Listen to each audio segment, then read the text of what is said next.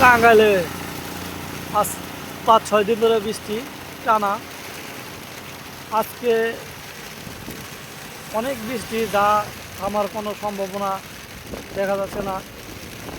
মেঘলা মেঘলা ভাব, এমন বৃষ্টি হচ্ছে রাস্তাঘাটে চলা খুব কষ্ট। এমন বাইরে হওয়াও খুব কষ্ট। আপনাদের জায়গায় কেমন বৃষ্টি জানাবেন, কোন জায়গা থেকে বলছেন সেটাও বলে দেবেন। আমাদের টাঙ্গাইল অনেক বৃষ্টি হতেছে।